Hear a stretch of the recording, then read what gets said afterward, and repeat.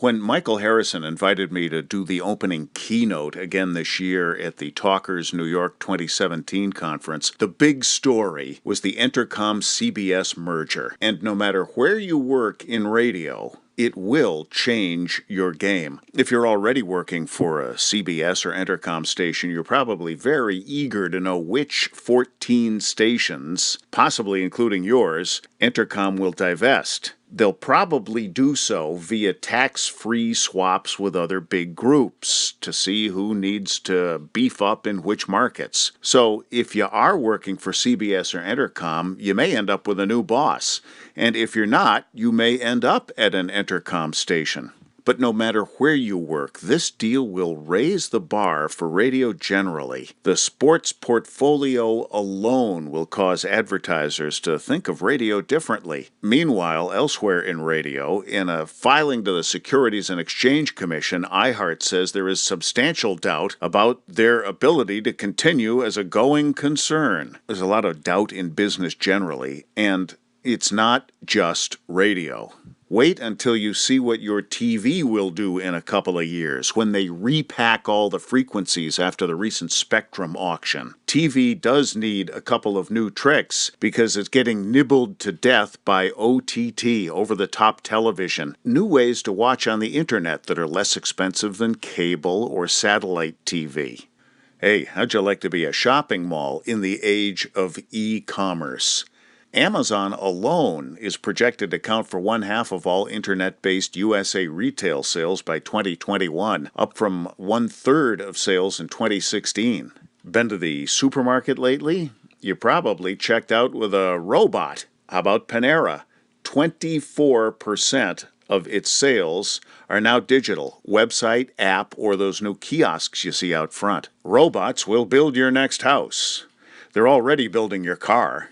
And most broadcast radio hours are now robotic. On talk stations, we downlink from the satellite. On music stations, we do the shuffle internally or downlink from the mothership. So obviously, the employment picture in radio has changed a lot. In the past, careers were stable, linear, and singular. People chose one path and pursued it over the course of their lives, from college to retirement. Careers are now complex, fragmented, specialized, collaborative, and ever-evolving. More than not, our work will be made up of a portfolio of micro-careers. The gig economy will employ more than conventional employment by 2015. Maybe you're already driving for Uber. Many Uber drivers are also driving for Lyft.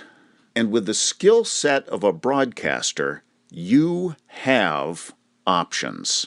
Why radio is still a great bet? It's still the most efficient medium. And radio is real. It's a pedigree. When you're on the radio, you have media clout. Example, ESPN 1050 Decatur. It's a 1,000-watt AM station that's plugged into ESPN when they're not doing anything related to high school sports, which is gold. Their website, channel1050.com, makes these high school athletes out to be stars. Now, any kid with an iPad could do a cool video blog about high school sports. But because there are towers in the backyard, we get advertisers to take us more seriously. Radio is a lifelong habit to the baby boomers who control so much retail spending. And if you work at a radio station, you already have the studio equipment you need to ply your craft in other ways. Radio repurposes easily to what we lately have called podcasting, and we'll talk some more about that in a minute. Why you don't want to just do radio? Its strength is a bit of a weakness. It's only live. It's real-time programming for the people who happen to be listening in this particular quarter hour. If you blink, you'll miss it. And it's typecast, especially talk radio. Say the phrase talk radio to 10 people you stop at the mall, and what will they think? A lot of rules on broadcasting, certain words you can't say, certain things we mustn't do. But beyond those taboos, radio is a broadcast. We have to talk about things of broad appeal and can't really focus on the long tail, specific interest stuff that has become so popular in podcasting. and podcasting is popular. Americans average 4 hours per day of all audio consumption. Podcast listeners spend more than 6 hours a day listening, and the podcast audience is very impressive. Podcast listeners tend to be younger and are more likely to be college graduates and have higher incomes and be male. And the money is going there. The ground is shifting rapidly. New entrants with large wallets and access to talent, rapid evolution in technical infrastructure and capability, explosive increases in audience uptake, sharply rising revenue, and quickly broadening public awareness are all driving change in the on-demand audio world. Why should audio be an exception? And you see what she's holding? More than half of all podcast listening is by smartphone. So how could you not want to have your work on that device? Podcasting has become mainstream media. 20% have listened to a podcast in the last week. 2 years ago, that was 10%. And podcasting is now a cool place to be. Like the TV and movie stars who are doing Netflix and Amazon and Hulu original programming, names are gravitating toward podcasting. During the recent supermarket tabloid stunt about what has become of Richard Simmons, of course, the story turned into a podcast. Newspaper is scrambling to catch up, and I have long thought this is an opportunity for someone with a broadcaster's skill set. Be the newspaper's audio. After all, we are audio production specialists. Think of it in terms of talk radio without the radio. Here's Michael Moore using a conference call to interact with his tribe. He uses social media to get the word out to his huge social following, and then you can simply join the call. How about our pal Ed Schultz? He was on MSNBC for 6 years. Now, RT America. But before he does his primetime newscast each weeknight, he's already filed his daily video netcast to the big email database he gathered while he was on cable TV. And not only has he got them watching his daily video podcast, he's now using Facebook Live and taking live calls. The very first time he ever did this, he had wall-to-wall calls for a half hour, and over 110,000 of his peeps showed up. Talk radio without the radio. I would love to know how much GQ magazine is paying Keith Olbermann for his daily rant called The Resistance, or how much Penguin Publishers paid him to bind a bunch of those scripts together into his brand new book. Can you help your employer scale?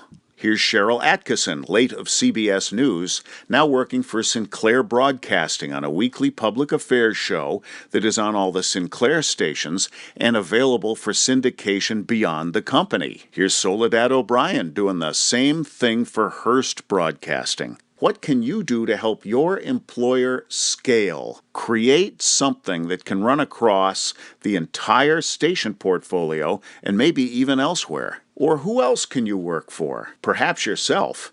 Here's Ben's Brain. And Ben, my fellow Rhode Islander, publishes videos on the Ben's Brain channel. He got so good at it that he's now carpooling with Ben, a format like Jerry Seinfeld's Comedians Going for Coffee series.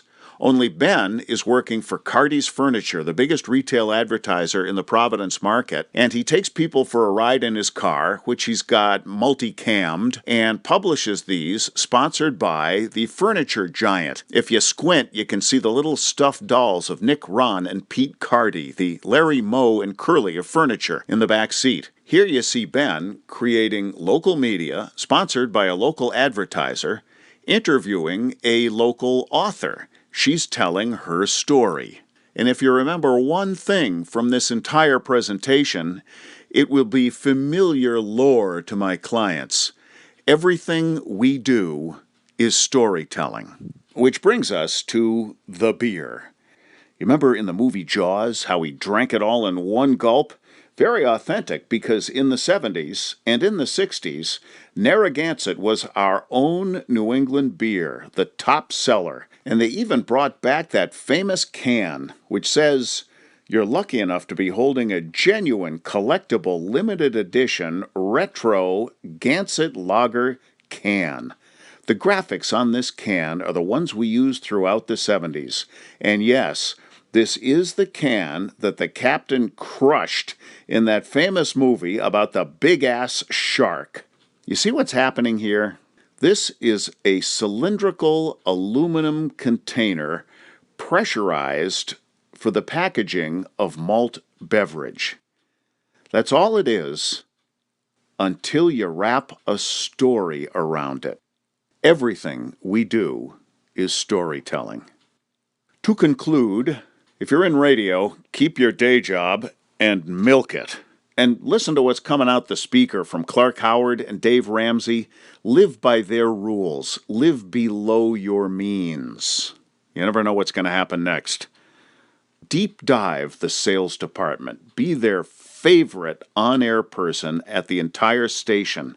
And when you do your show, bear in mind that they're not out on the street telling advertisers that you're a fringe medium. I'm not saying call yourself mainstream media. I am saying be mainstream media. Just don't say you're not mainstream media. Be proficient with all the tools. Example, in the lower center of this picture, you will see iPhone used as a news gathering tool. Check out iPhonereporting.com, a blog maintained by WTOP's Neil Augenstein, whose first iPhone is now on display at the museum. The tips and tricks and hacks you will find on his website are ingenious. Here's a box I saw in April at the NAB convention in Las Vegas. Black Magic Design is an Australian equipment maker, and this little box, the Web Presenter, goes for $495. Black Magic Design's many products were all displayed under a banner for the new generation of internet broadcasters. You may want to poke around their website if you're getting serious about video on the internet. And if you're getting real serious, chase down the April-May issue of Streaming Media Magazine, which has a directory of such equipment. Curate the content others have produced. Nobody does this better than Mark Simone. Listen to his mid-morning show on WOR, and you will want to see the videos that he describes that he's found and put on his page. He's a clinic in curation, as is our pal Nick Michaels, whose syndicated weekend classic rock show, The Deep End, airs across the USA and around the world. Nick is the imaging voice for some of the coolest stations on radio, and his app, The Deep End with Nick Michaels, is a free download and could become your favorite radio station, even though it's not a radio station. How about Mr. Curation? He's made a fortune simply pointing you at the work of others. And keep in constant contact with your tribe. Just like you saw Michael Moore do and like we see Ed Schultz doing, your email database is gold. Finally, obsess over the user experience. Hear your work the way a listener would. Don't treat listeners like this. I have several more videos I think you might find interesting, and I'll point you to them if you just send an email, even a blank one will do, to TalkersNY2017@hollandcooke.com. You can also download my newsletter there for free. There's no login, there's no spam, I promise. Just email TalkersNY2017@hollandcooke.com.